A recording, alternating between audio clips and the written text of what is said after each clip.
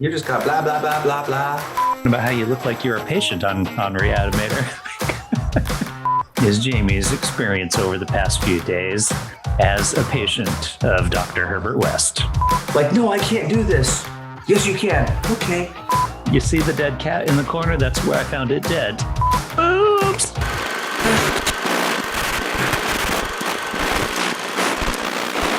Re-Animator stars Jeffrey Combs, Bruce Abbott, and basically it follows Bruce, who is like this idealistic doctor, and he gets a new roommate, played by Jeffrey Combs, called Herbert, who is working on a serum to revive the dead, not the undead zombie style, but to actually legitimately revive a person who's dead.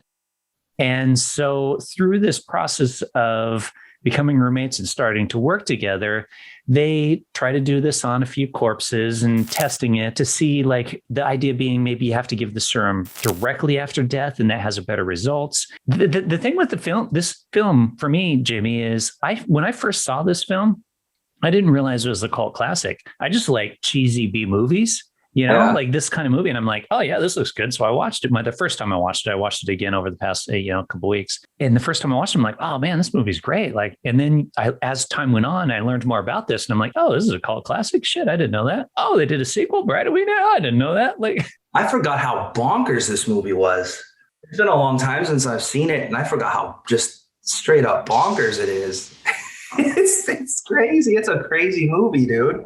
I think the thing I like about it, though, and why it's a cult classic is I think it's self-aware. I think it knows what it is because it's just so ridiculous that I think it's more of a parody. I think it knows what it is. And it's a lot of fun. It's one of those movies that doesn't take itself too seriously to be stupid, but also doesn't take itself so humor filled, comically making fun of itself as to be stupid, like Robot Wars, where it tries too hard to be, campy and stupid, and that makes it no good, Yeah. Well, and then other times it tries too hard just to be serious. Exactly. What are you even trying to go for here? Yeah. This got that good mix of we're not taking ourselves too seriously, but we're just like right on the cusp of too campy. And the acting was good. I mean, it's believable. The characters are believable, like in this. Yeah. I mean, yeah, it's campy and not believable in the sense of what they do, but they deliver their performances with a certain level of conviction, I guess, that works. Yeah. Well, I'm a big Jeffrey Combs fan because, I love Star Trek, and he's been like maybe every alien species that's ever been in Star Trek. There was a show in Deep Space Nine where he played two different aliens in the same episode. So he's just fun. And he's like the go-to guy if you want someone kind of creepy, someone who just freaks you out. This guy, I think he might be a serial killer, right? He's a yeah, totally. you're like, we need a creepy guy. Jeffrey Combs. Yep, call that guy. He's perfect. So I'm a huge fan of his. I like how, like the main guy, what's his name? Like the boyfriend. Dan? He just kind of reluctantly, but not really reluctantly, goes along with all this stuff. Like, no, I can't do this. Yes, you can. Okay. Yeah. And he just starts going along with all this reanimating corpses shenanigans, right? Yeah. And he's kind of reluctant at first. And then Jeffrey Combs like, shut up, you're going to do it. Okay. I know. He totally gets pushed around by like everybody in this film, like his girlfriend's dad, his girlfriend even. And Jeffrey Combs is just kind of like, no, dude, do this. But my cat, I don't care. Yeah. And the cat died. And so he put it in his little like college guy fridge. Mm-hmm. I was going to tell you your cat died and I put it in the fridge. Oh, okay. I believe you. Yeah. Okay. I believe that. Yeah. Yeah.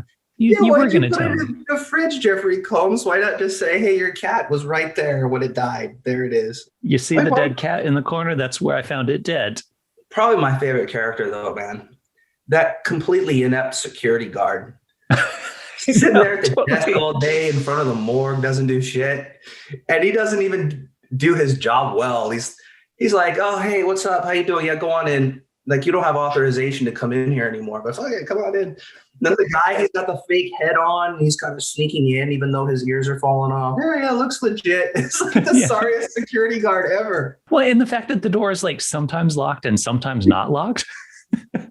I'd buy that, because she doesn't seem like the kind of security guard that would be good about locking the door. No, and then when stuff goes down, he kind of looks in. He's like, "Oh, this is weird shit, man. I'm out of here. I'm gonna call the cops."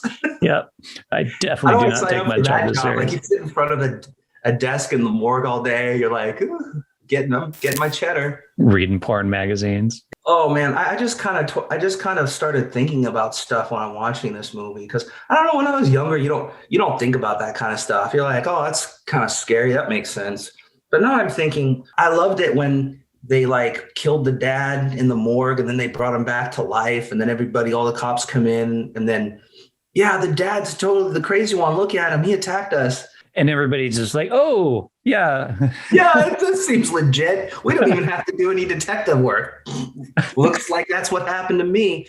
And then the main character guy, the boyfriend, he's down there like, oh my gosh, I can't believe what we've done. And Jeffrey Combs comes and like puts a blanket over him, like touches his hands. Okay. Definitely. It's like, you've been creepy this whole thing, and now you're like, yeah, it's okay. The guy, because his head, he takes his head off with a shovel. The bad doctor guy, right? Who's in love with the girl and all that. But he reanimates the head, and then he reanimates the body. And so the guy's kind of carrying his own head in a tray. Feeds it blood. Two things about that, dude. One, are you a little freaked out that now you're a head in a tray? Like, wouldn't you have? He just seems like, oh, wow, this is totally cool. Okay with that. How do you talk? That was my thing too. Like, okay, you know what I'm saying? Yes, the lungs create air that you breathe out to speak. So I know they're trying to subdue it a bit. Yeah.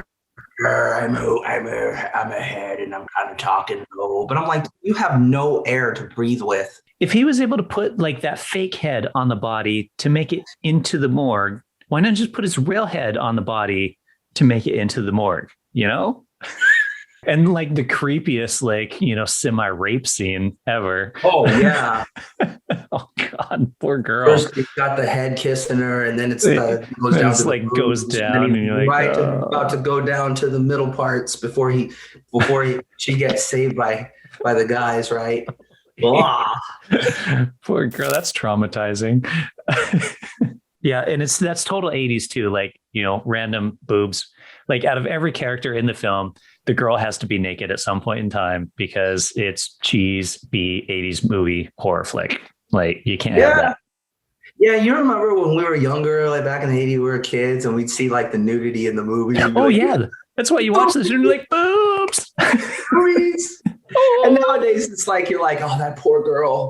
You think she's more like the age of your daughter, like a daughter could be now. You're like, no, don't do it. And you're not even really thinking about the boobs that much, right? Yeah, totally. You feel bad for her. You're like, oh, come on, cover her up. Yeah, someone cover that poor girl up. That's awful.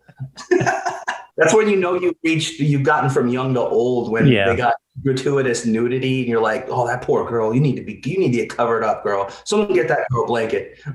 Yeah, you don't appreciate it at all. Or like when the first guy that they reanimated, like the super buff, tough guy, and it's like, yeah, let's reanimate this guy that's like super strong and naked in the morgue. And so they had to fight this like massively buff naked dude. Yeah. He ends up killing the dad. We'll reanimate him too. Reanimate everybody. No, I like how Jeffrey Combs met his. Like, it's supposed to be kind of Frankensteinish, right? Where everybody meets a bad fate at the end for messing with nature, right? You don't mess with nature. You'll get bad fate at the end. And Jeffrey Combs' character, like, overdosed that bad doctor dude, and all of a sudden he's getting like wrapped up by like mutant intestines. Yeah, totally. I can't get away from the mutant intestines. Oh, save the serum. Tell them I invented it. All I want is the credit. Make sure I'm famous. Yeah, classic. This film is. like the 80s had so many of these kind of gratuitous, kind of over the top, bonkers horror B movies. And I like them, dude. Yeah, me too. This is like exactly what this horror B movie genre should be. Yeah, down to the T. They've absolutely got it. It completely deserves its cult status. Yeah, Cult yeah, because it's campy enough, but not over the top campy. Mm-hmm. It's not serious, but at least like they treat like the actors, you can tell are going all in. Yeah, they're doing their jobs, right? They're doing their jobs. And I'm sure the special effects guys just had a blast with this movie, right? I'm sure you can imagine you're a special effects guy and you're working on this like carcass where this mutant intestines are about to blast out. You're like, I love my job. Yeah, how can we do that? How can we creatively make this happen? And they didn't have a big budget either. So it's like, okay, how can we do this? Okay, we got some fake blood. We're going to take his head and we're going to cut a hole in the thing, put the head down, so he can stick his head up through it. We'll do, like all the little tricks and stuff to, the intestines, all that good stuff. Yeah, you get the guy's carrying his own head in a little thing. They set that whole thing up because half the time you don't even see his like head is severed, right? That's only certain shots where it's actually severed. The other time is like in a tray, like, yeah, I'm severed. I'm totally severed. I'm a severed head. Check me out.